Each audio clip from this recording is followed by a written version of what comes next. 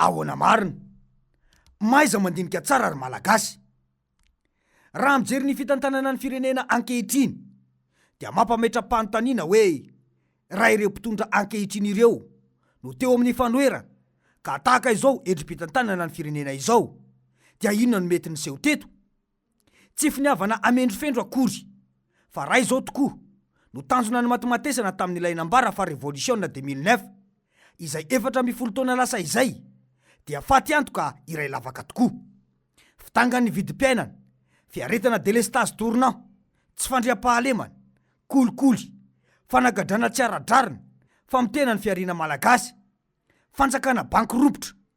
Izany no vokatry ny fitondrana TGV, izay no irairay fa anavitra sy hitondra ny fianandra malagasy ho any Dubai, izay efa vorosaina amampanahy tamin'ireny vanim-potoana ny alohan'ny fanonganam-panjakana ireny, dia afaka nampitaha tsara hoe niemitra isika sanandroso raha itsina ny resaka, dia betsaka ny zavatra potika sy rava tao anatin'izay, tsy ny toe-karena sy ny sosialy na politika ihany, fa hatramin'izao toavina mamalagasy no efa otohoto ny virusy ny faharavana sy ny fahampotehana. Ny tena zava-doza ankehitriny anefa, raha ankizy 4 taona tamin'izany dia efa tonga olo-pirenena feno ifidy amin'izao, tsy mahafantatra ny tena fiadanam-piainana tamin'izany fotoana.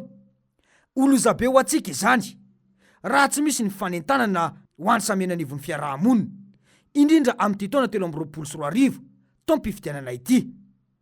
Hitantsika tsara manko fa mandeha ny fandemen-tsaina amin'ny lafiny maro sy miseho amin'ny endrika maro samihafa mba hikosehana tantara sy ny zava-misy marina niainana tany aloha, izay ny mpanongana tamin'izany lalaovina ny sain'ny olona. Anaiky fa izao no mety, mila miaritra sy miafy, tsy vita 5 taona ny fampandrosoana, mila tohizana ny asa efa natomboka raha toka no lazaina, fa 5 taona ihany dia androso i Madagasikara sy ny fiainam-bahoaka. Ny vokatry ny fitantanana ny firenena nefa mihemitra lavitra no ilay nolazaina ho tsy nanjary tany aloha, no vetivetesina ny ampihimamba, no dradradradraina ny resaka vidim-piainana, no lazaina fa tsy azo hoanina ny lalana, natao fitaovana nentina nanonganam-panjakana, ny fampanofana tany amin'ny vahiny. Tena nisy ve sa fanasoketana fotsiny? Ny tantara sy ny fiainana no mitsara ny zava-misy marina ankehitriny. Ny inona amin'izany tany saina izany no tsy miseho ankehitriny? Voaporofo tanteraka ankehitriny fa ny mpanongana tamin'ireny fotoana ireny no teanao ireo ny tany saina ireo, saingy nentina nany sorapotaka ny mpitondra taloha ny taona 2024 fotsiny mba hakana fa efana. Izany no antony nampiasana ny tafika malagasy iropoka ao anatin'ny politika ny fanonganana. 4 taona katroka aty aoriana nitondra ny malagasy nankaiza ilay fitondrana TGV.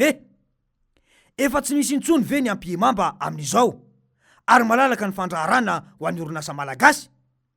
Ny orinasantsika ve no miantoka ny fahamarinana toerana ara-toe-karena eto? Ny vidim-piainana ankehitriny sy ny tamin'ny 5 taona lasa fotsiny, ny delestage, ny tsy fandriam-pahalemana, ny kolikoly, na nahoana ny amafy ny 5 taona latsaka kely ny tondrany Rajoelina? Tena nitondra solution ve sa nampitombo problème? Enatra izany hoe fanjakana banky ropotra izany, na ry zareo samy ao anatin'ny fitondrana aza mifanipaka no lazaina.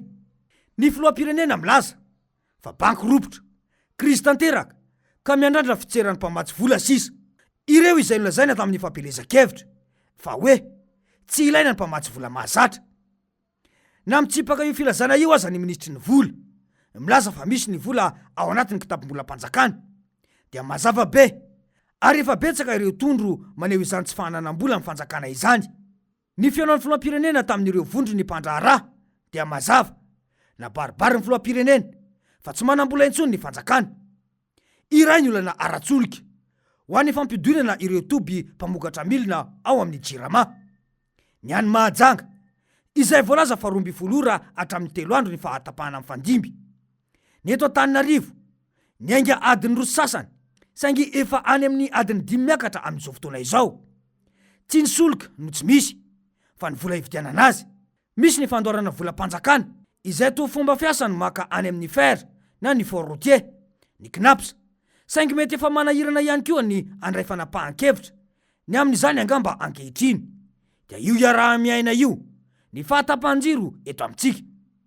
Profiray mivaingana ihany koa ilay tsy fitazomana intsony ny karama farany ambany ho 500 ariary satria tsy mety mandoa an'ilay 2,000 intsony ny fanjakana, bankiropitra ny fanjakana, ka lala tokana mba analefahana ny fidaraboana ara-sosialy sy ny toe-karena, ny fitangany vidim-piainana goavana, ny delestaziny jirama, ny fitondongana ny ariary, tsy fandoavana ny volana ireo nanao asa tamin'ny tsenam-panjakana, amin'ny tsy fahaloavana ny volana ireo mpiasam-bahoaka, sivily sy ny miaramila, dia ny fanampiana arabola na ny aide budgétaire zato tapitrisa $, avy amin'ny banky iraisam-pirenena izay misy fepetra miaraka amin'ny ihany koa anefa no sisa andrandraina.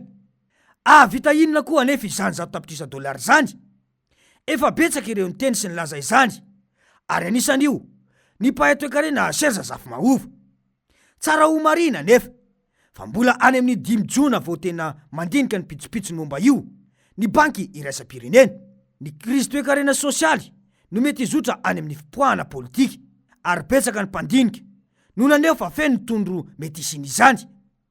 Miankina amin'ny fahendren'ny mpitondra ankehitriny io sisa, fa raha izao no mbola isy ny amboletra sy ny fanaovana kajikajy politika maloto ara-pifidianana, dia asa izay mety iseho eto izay natakomana amin'ny serasera sy ny fihetsiketsehana sisa, toy ny hoe filoham-pirenena nahazo prix Boubacar, fizarana taratasy sy fifanarahana asa, sy bisikleta ho an'ny mpampianatra, ny fihetsiketsehana be rehefa misy ny fitokanan-javatra, fa raha ntarafina amin'ny zavamisy dia efa tena rendrika ilay fitondrana.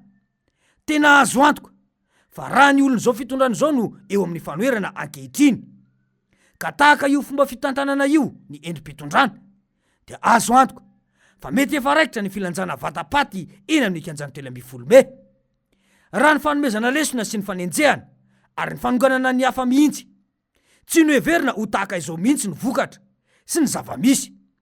Anjarany rehetra noho izany no mandinika sy maka lesona mba tsy ho indroa na intelo mahita maizina tahaka ny tainomby nantsetsina andavabary intsony, hoy ny fitenenana izay. Fa ahoana mariny?